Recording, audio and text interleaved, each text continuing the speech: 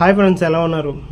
మీషోలో మీరు ఒకవేళ బిజినెస్ చేస్తూ ఉంటే మీ రిటర్న్ పార్సల్ ఏ విధంగా పికప్ చేసుకోవాలి, అలా రిటర్న్ ఏ విధంగా వస్తుంది, సో రిటర్న్ రావడం వల్ల లాభమా నష్టమా అన్నది ఈ వీడియోలో క్లియర్గా చూపించి మరీ ఎక్స్ప్లెయిన్ చేయను. వీడియో లాస్ట్ దాకా చూడండి, ఖచ్చితంగా నచ్చుతుంది. నచ్చితే మాత్రం లైక్ చేసి సబ్స్క్రైబ్ చేసుకోవడం మాత్రం మర్చిపోవద్దు. సో ఇంకా టాపిక్లోకి అయితే వెళ్ళిపోదండి.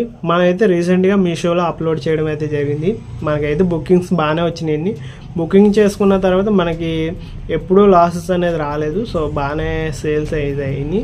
సో ఇప్పుడైతే వన్ పార్సల్ అనేది నాకు నచ్చని విధంగా అయితే బ్యాక్ అయితే వచ్చిందండి. ఏ విధంగా వచ్చిందని చెప్తాను. సో ఇప్పుడైతే మనం అయితే మీషోలో ఒక ప్రోడక్ట్ అనేది పార్సల్ చేసి పంపాము ఈ విధంగా. సో ఈ ప్యాకెట్ చూసారా? సో కనీసం ఓపెన్ చేయలేదండి. కనీసం ఓపెన్ చేయకుండా అలా ఏమి చూడకుండా రిటర్న్ అయితే పెట్టేశారు. దీనివల్ల నాకు 160 రూపీస్ అనేది లాస్ అయ్యాను. ఏ విధంగా అన్నది చెప్తాను. సో ఎప్పుడైనా మనం డెలివరీ ఛార్జెస్, రిటర్న్ ఛార్జెస్ కూడా మనమే పే చేసుకోవాలి. అది వచ్చేసి 160 రూపీస్ వచ్చేసి డెలివరీ యాప్కి సంబంధించి. సో ఇది డెలివరీ నుంచి అయితే ఈ పార్సల్ అయితే వెళ్ళడమే జరిగింది. సో రిటర్న్ కూడా ఆ ఆఫీస్ నుంచి వెనక్కి వచ్చేసింది. మేబీ ఇలా వెళ్ళడం లేట్ చేశారో, అక్కడ తీసుకునే వ్యక్తి ఎవరైతే ఉన్నారో వాళ్ళైతే ఫోన్ ఎత్తలేదు, స్విచ్ ఆఫ్ చేసుకున్నారు, ఏం చేస్తారో తెలియదు. మొత్తానికి డెలివరీ అయితే అవ్వలేదు, వెనక్కి అయితే వచ్చేసింది. సో ఒక సేలర్గా నేనైతే దీని కాస్ట్ 450. నేను 450 నా షాప్కి వస్తే 450గా అమ్మేస్తాను. ఆన్లైన్ కాబట్టి 450 ప్లస్ 170 రూపీస్ కలుపుతానండి. 170 రూపీస్ కలిపితే దీని ఖరీదు వచ్చేసి 620 రూపాయలు. ఆన్లైన్ రేటు 620 రూపాయలు పెట్టుకుని వాళ్ళు కొన్నారు. కనీసం ప్యాకెట్ ఓపెన్ చేసి షర్ట్ నేను చూసాను, నాకు నచ్చలేదు అని రిటర్న్ పెట్టేసాను. నేను ఒక సాటిస్ఫాక్షన్ అవుతుందేమో, వాళ్ళు ఏ మాత్రం చూడకుండా రిటర్న్ అయితే పెట్టేశారు. నాకు ఇది చాలా నచ్చలేదు. సో నచ్చని విధంగా అయితే రిటర్న్ అయితే జరిగింది.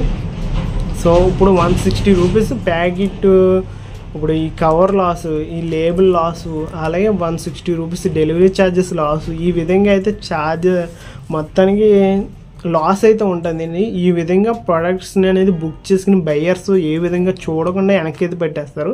ఈ విధంగా అయితే సేలర్ ఎవరైతే ఉన్నారో అమ్మే వ్యక్తి, ఆ వ్యక్తికి అయితే నష్టాలు వచ్చే అవకాశాలు అయితే చాలా ఉన్నాయండి.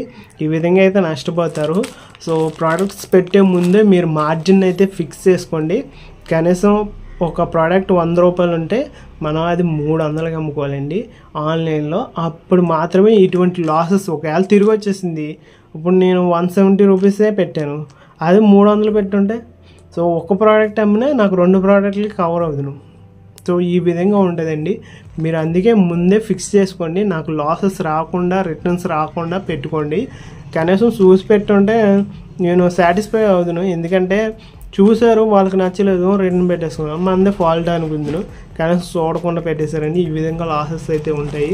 సో మీషోలో పెట్టే ప్రోడక్ట్స్ ప్రతిదీ డబల్ మార్జిన్ పెట్టుకునే అయితే అమ్మండి. ఎందుకంటే ఒకవేళ రిటర్న్ వచ్చేస్తే లాసెస్ అనేది మీరే భరించుకోవాలి. ఎప్పుడైనా బయర్స్తో ఉన్నారంటే బయర్స్ ఎప్పుడు అమ్మే వ్యక్తి దగ్గర కొనుక్కుంటే చాలా తక్కువ ప్రైస్లో వస్తాయండి. మీరు మీషో, ఫ్లిప్కార్ట్, అమెజాన్ ఇటువంటి వీటిలో కొంటే మాత్రం ఖచ్చితంగా ఎక్కువ ప్రైజెస్ ఉంటాయి. అది బయట 100 రూపాయలకి దొరికింది, మీకు ఆన్లైన్లో 250 రూపాయలకి దొరుకుతుంది. ఎందుకంటే వాళ్ళ ప్యాకింగ్ ఛార్జెస్, వాళ్ళ ఛార్జెస్, రిటర్న్ ఛార్జెస్ కూడా వేసుకుని అమ్ముతారండి ఖచ్చితంగా. సో మీకే బయర్స్ ఎవరైతే ఉన్నారో వాళ్ళు కూడా లాస్ అవుతారు.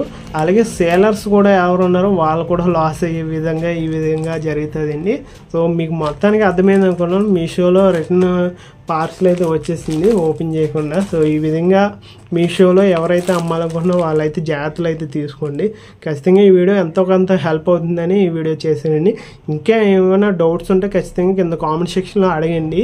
ఇంకోటి ఏంటంటే, మనం మీషోలో ఏ విధంగా జాయిన్ అవ్వాలి, మీషోలో క్యాటలాగ్స్ ఏ విధంగా అప్లోడ్ చేయాలి, సో చాలా వీడియోస్ అయితే పెండింగ్ ఉన్నాయండి. ప్రతి వీడియోని క్లియర్గా, చాలా సింప్లిఫైగా, సో ప్రతి ఒక్కరు అర్థం చేసుకునే విధంగా అయితే మనం చేసి అప్లోడ్ చేస్తామండి ఖచ్చితంగా.